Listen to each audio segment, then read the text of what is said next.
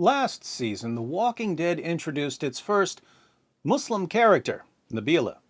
Here's the beautiful thing, Your Majesty. You can tear it out and cut it down. You can burn it and throw it all away. But if you want, it can all grow back. Naturally, the series was praised for bringing in a much-needed hijab-wearing Muslima. The Independent boasted, "Fans commend introduction of what is probably series' first Muslim character." Of course, many fans also understand that, much like a professional football game, a television program about a zombie apocalypse isn't just entertainment. It's something that must be politicized. If you have a captive audience, why wouldn't you seize the opportunity to tell them what to believe? Thus, the headline in The Express. The Walking Dead fans demand first Muslim character is promoted. This is so important. We'll have to wait and see whether the show is going to promote its first Muslim character, but we already know that it's promoting its second Muslim character, who made his debut in episode 1 of season 8, an episode titled Mercy. Now, it's perfectly reasonable to have Muslim characters on The Walking Dead. Muslims make up around 1% of the US population, so we would expect Muslims to show up occasionally.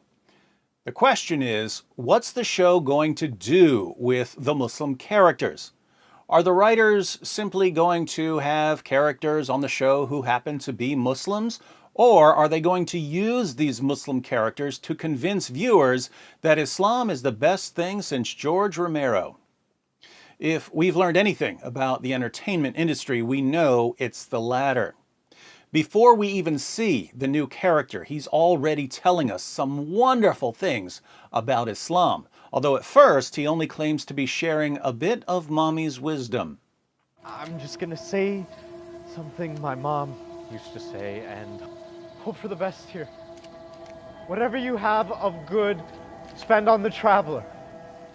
Those of us who've read the Quran know that mommy's wisdom comes from Allah. Whatever you have of good, spend on the traveler is a condensed version of Surah 2, verse 215 of the Quran. The verse reads, "They ask you, O Muhammad, what they should spend. Say, whatever you spend of good must be for parents and kindred and orphans and al-masakin, the poor, and the wayfarer, i.e. the traveler, and whatever you do of good deeds, truly Allah knows it very well."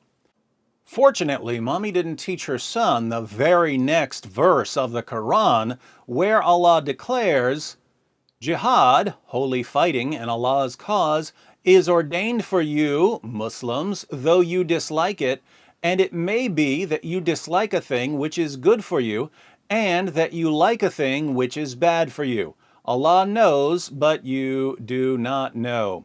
Yes, the same God who commands his followers to help the traveler also commands them to violently subjugate the unbeliever. Good thing Mommy left that out, or Carl might be in trouble. But Carl's not in trouble, because our new Muslim friend soon gives us his first clear quotation from the Quran. Mom, she also said that, may my mercy prevail over my wrath. It's not all my mom, that's from the Quran.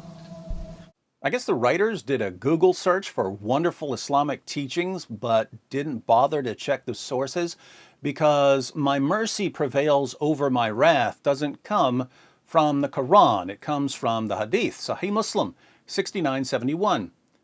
The Messenger of Allah said, "When Allah had finished creation, he ordained for himself in his book, which is with him, my mercy prevails over my wrath."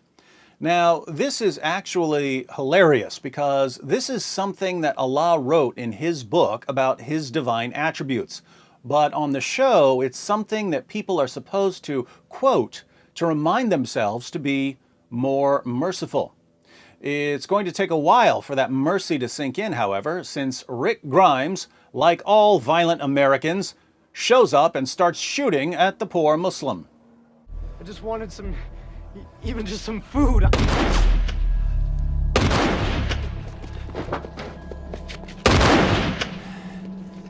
but he wasn't really trying to hurt him.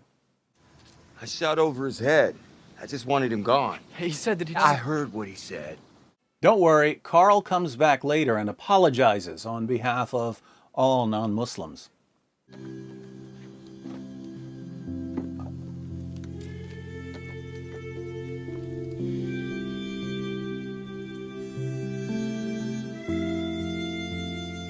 Take that, Trump's travel ban.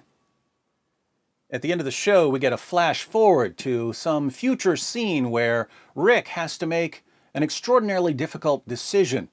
And what helps him make the right decision? The words of Allah, of course.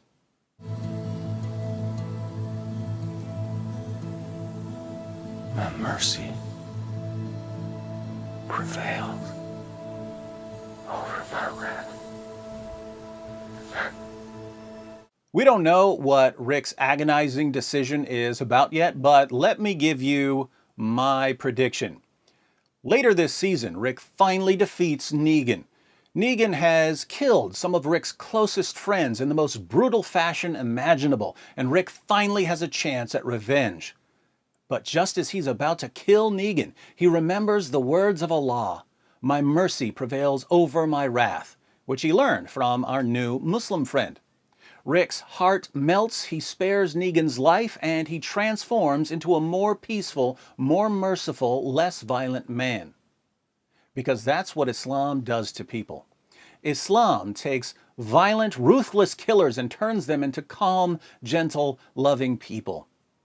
On television, at least. So, what has The Walking Dead taught us about Islam? 1. Muslim children love their mommies. 2. Islam promotes helping travelers. Just don't read the next verse, which calls for jihad. 3. Allah's mercy prevails over his wrath. Just don't think that this has anything to do with what Allah does to unbelievers. And 4. Muhammad's teachings are the key that frees us from our bondage to violence and vengeance.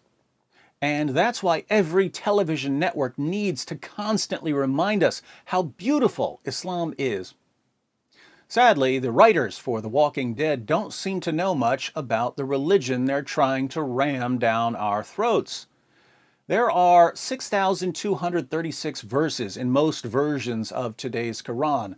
The writers tried to present one clear quotation from the Quran, and they couldn't even get that right. But not to worry. I'll be right here every week in case the writers decide to tell us about the lovely Quran verses where Allah proclaims there's no compulsion in religion, and if anyone kills a man, it's as if he's killed all mankind. I'm happy to help.